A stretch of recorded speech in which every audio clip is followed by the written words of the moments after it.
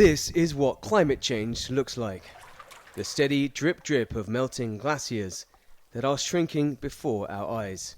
Glaciers are really one of the key indicators of climate change in terms of they're really visible in a way how you see climate change impacts, and everybody can easily understand. You don't have to be a glaciologist, a scientist to understand.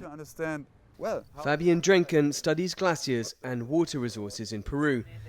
The Andean country is home to 68% of the world's tropical glaciers. They are a critical source of fresh water for millions of people. But melting is escalating. In the past 6 decades, Peru has lost an area equivalent to about 2,200 football fields. Water shortages due to ice loss are already common in many mountain communities. Farmers rely on seasonal meltwater to irrigate crops and provide water for their livestock. However, now, that fresh water that they've relied on for centuries is becoming increasingly scarce. There are more than 200 glaciers and nearly 1,000 glacial lagoons along Peru's Andean mountain chain. Carbon emissions have been rising since the Industrial Revolution, but the trend has been particularly pronounced in the last half-century. We know quite precisely that on average it is about 1% per year of glacial retreat we observe in Peru. However, it's important to acknowledge as well that this retreat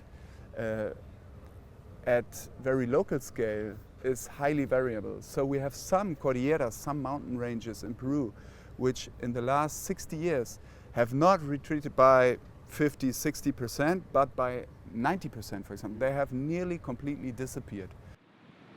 As glaciers in the Cordillera Blanca mountain range have melted over the years, the lakes below them have filled with water. In some areas, like the Palcacocha Lake, it has heightened the risk of floods with deadly consequences to Huaraz, the city below. Nearby glacial retreat after thousands of years has exposed rocks to the air, causing them to leach heavy metals into the rivers. The changes are happening fast. So we have to adapt, and very quickly adapt, to changes we already observe in our watersheds and in water availability also downstream at the dry Pacific coast, where most of the large cities remain and where many productive activities are taking place. It will take decades, but scientists say eventually these mighty glaciers may disappear completely.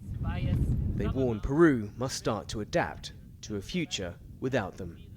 Dan Collyns, CGTN, Peru.